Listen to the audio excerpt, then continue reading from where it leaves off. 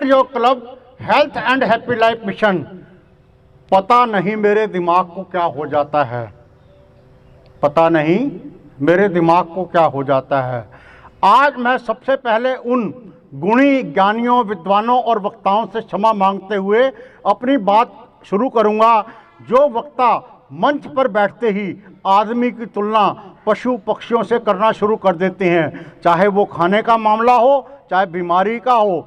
गाय, भैंस, बंदर, हाथी, घोड़ा, ऊंट घास खाता है यानी कि शाकाहारी है, फिर भी पावरफुल है। या मनुष्य का उदाहरण वनस्पति से जोड़ देते हैं, जो झुकता है ज़्यादा फल लगते हैं। सबसे पहले आपको मैं ये बताना चाहता हूँ कि जिस प्रकार किसी भी बच्चे की प्रथम शिक्षा दीक्षा एक प्रकार की होती है, परंतु उसके बाद उसकी सारी किताबें टीचर एक जैसे दिखते हैं पर होते नहीं हैं।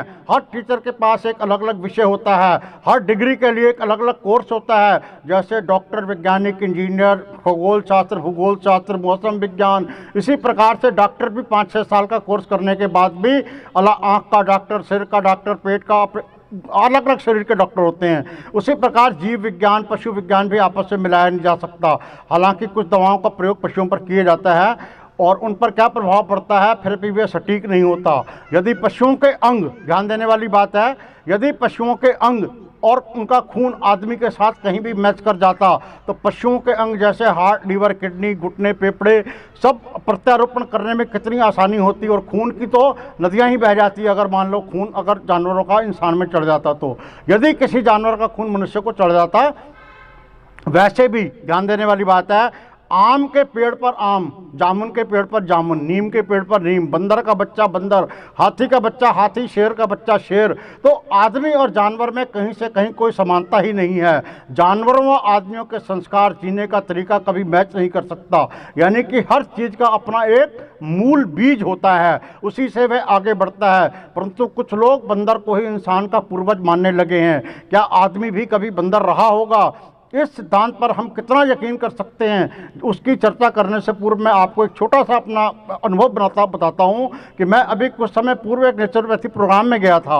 वहां मंच पर एक वक्ता अपनी बात रख रहे थे दूध के ऊपर। तो जरा संक्षेप में मैं उसके आपको बता भी देता हूं कि उन्होंने क्या कहा कि पूरी दुनिया में कोई भी जीव दूध नहीं पीता, सिर्फ मनुष्य को छोड़कर कोई भी जानवर दूध नहीं पीता। घोड़ा, हाथी, शेर, बकरी फिर भी पावरफुल हैं और मजबूत विशाल शरीर वाले हैं। गाय, भैंस भी अपने बच्चों को दूध थोड़े समय तक देते हैं, परंतु उसके बाद जो है उसको बंद कर देते हैं।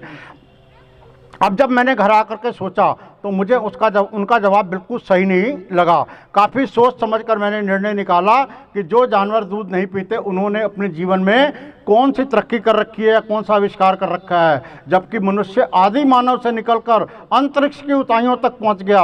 उस विकास के पीछे उसका दिमाग ही काम करता है, जो उसे पौष्टिक भोजन करने से प्राप्त होता है। और 5-6 हज़ार वर्ष का पूर्व तो इतिहास लिखित में है, परंतु लाखों वर्ष से चलती हुई दुनिया दूध, दही, घी, मक्खन जैसे पौष्टिक आहार का स्थान मनुष्य के जीवन में बहुत इंपॉर्टेंट है, जिसे कोई भी नकार नहीं सकता। कई बार दूध को मांसाहार से भी जोड़ते हैं कि केवल दूध का रंग सफ़ेद होता है परंतु शरीर से निकल कर आता है, उसके लिए आगे फिर बात करेंगे। अभी अपने विषय पर वापस चर्चा करते हैं। क्या सच में ही बंदर इंसान के पूर्वज थे? क्या आदमी कभी बंदर रहा होगा? इस सिद्धांत पर कितना यकीन होता है कि एक बंदर धीरे धीरे आदमी बन गया। इंसान के पूर्वज इंसान और बंदर के पूर्वज बंदर ही थे। आप इसे किस प्रकार स्वीकार कर सकते हैं कि मनुष्य व बंदर के पूर्वज एक समान थे? आखिर क्यों हजारों सालों में एक भी बंदर अब इंसान नहीं बन पाया? आखिर इसे किस तरह से हम पचा सकते हैं कि अफ्रीकन बंदर काले और यूरोपियन बंदर गोरे रहे होंगे, जैसा कि आज इन भूभागों पर मनुष्य की जाति का रंग है? जब हमारे पूर्वज साझा थे तो मनुष्य का कद, रंग और आकार परिवर्तन क्यों हुआ? फिर सभी बंदरों का विकास होकर बंदर क्यों नहीं बने तो हम मनुष्य कैसे बन गए? अभी तक सारे बंदरों की पूंछ क्यों नहीं गायब हुई? करोड़ों वर्षों से मनुष्य के पालतू पशु होने के सबूत मिलते हैं, जबकि उन्होंने ना तो मनुष्य की भाषा सीखी और ना ही कोई व्यवहार। तो हम क्यों पशुओं के उदाहरण के पीछे पड़े रहते हैं? जब मैं उपरोक्त सारी बातों के बारे में सोचता हूं तो पता नहीं मेरे दिमाग को क्या हो जाता है कि मैं किसी ठोस निर्णय पर नहीं पहुंच पाता। मेरे विचारों से आप कितना सहमत हैं? आप अपनी राय मुझे अवश्य दें। धन्यवाद।